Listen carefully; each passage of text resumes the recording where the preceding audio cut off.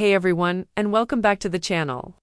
Today, we're diving into a topic that might ruffle a few feathers, but it's a conversation we need to have. We're talking about London, a city I absolutely adore. But let's be real, not every famous spot lives up to the hype.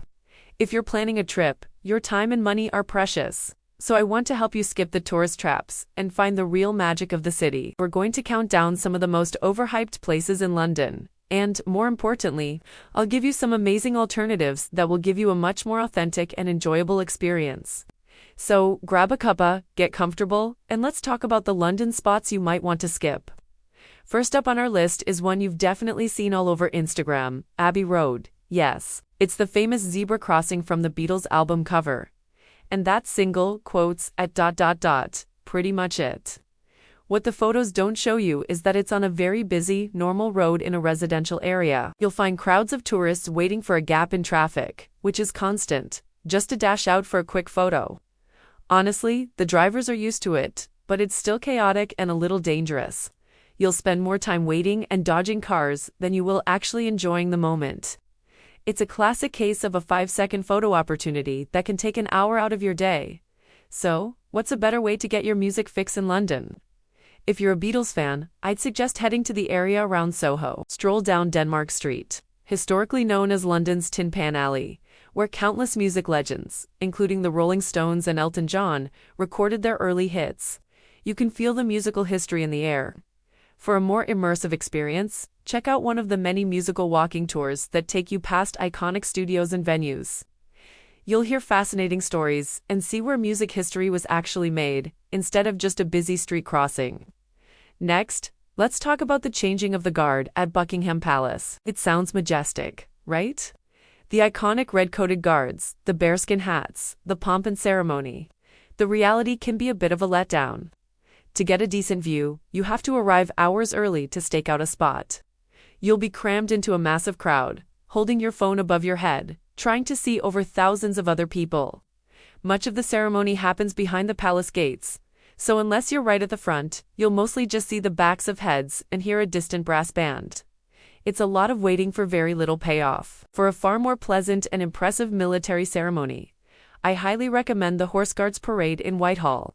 It's the changing of the Queen's Lifeguard. The crowds are much smaller. You can get much closer to the action, and the soldiers in their gleaming helmets on horseback are incredibly impressive. The ceremony is just as formal and steeped in tradition, but the experience is so much more personal and enjoyable. You can actually see what's happening without feeling like you're in a mosh pit. It happens daily and gives you that perfect dose of British pageantry without the overwhelming crowds. Alright, let's move on to another big one. Madame Tussauds, the Wax Museum. I get the appeal getting a selfie with your favorite celebrity. But hear me out. The tickets are incredibly expensive, and the queues are legendary. You can easily spend half your day just waiting to get inside. Once you're in, it's a slow shuffle through crowded rooms, with everyone vying for the same photo with the wax figure of Harry Styles or the Queen. While the craftsmanship is impressive, the experience often feels more like a crowded, overpriced photo booth than a genuine attraction. Instead of spending a fortune to see wax figures, why not see some of the world's greatest treasures for free? London is home to some of the best museums on the planet, and many of them have free general admission. Head to the British Museum to see the Rosetta Stone and the Elgin Marbles. Visit the Victoria and Albert Museum for incredible art and design from across centuries, or explore the Natural History Museum with its breathtaking architecture and giant dinosaur skeletons. These are world-class institutions where you can spend hours getting lost in history, art, and science without spending a penny on entry. It's a much more enriching and budget-friendly way to spend your afternoon. Now for a controversial one, the London Eye. Yes, the views are spectacular. On a clear day, you can see 4 miles across the London skyline. But that clear day is the key phrase here, and in London, those can be rare. You are also paying a premium price for a single 30-minute rotation in a shared capsule, with about 25 other people. It can feel a bit impersonal, and a lot of your time is spent in yet another long queue. While the view is good, I think there are better ways to see the city from above. For a fantastic, and in my opinion, superior alternative, head to the Sky Garden. It's located at the top of a skyscraper, often called the walkie-talkie, and it's London's highest public garden. Here's the best part. It's completely free to enter. You just have to book your time slot in advance online. You get 360-degree panoramic views that are just as good, if not better, than the London Eye. Plus, you're surrounded by beautiful landscaped gardens, and there are bars and restaurants up there. You can wander around freely, take your time, and enjoy the view in a much more relaxed and spacious environment.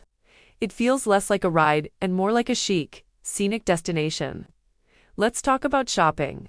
Oxford Street is famous worldwide as London's premier shopping destination, and it is packed with flagship stores for almost every major brand you can think of. But it's also unbelievably crowded, to the point where it can be genuinely stressful just walking down the pavement.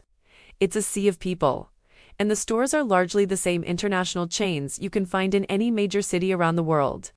It doesn't offer a particularly unique London experience, it's just a very, very busy high street. If you want a more unique and enjoyable London shopping day, I have a couple of suggestions. For a more charming and upscale experience, head to Covent Garden. You'll find a mix of high-end brands, quirky independent boutiques, and a fantastic market, all surrounded by beautiful architecture and lively street performers. For something a bit more eclectic and trendy, explore the areas of Shoreditch and Brick Lane. Here you'll discover vintage shops, independent designers, and vibrant markets like the Old Spitalfields Market. These areas have so much more character and offer a real taste of London's diverse and creative spirit. Finally, let's address Piccadilly Circus. It's often compared to New York's Times Square, and for good reason. It's a major road junction famous for its huge digital billboards and the Shaftesbury Memorial Fountain.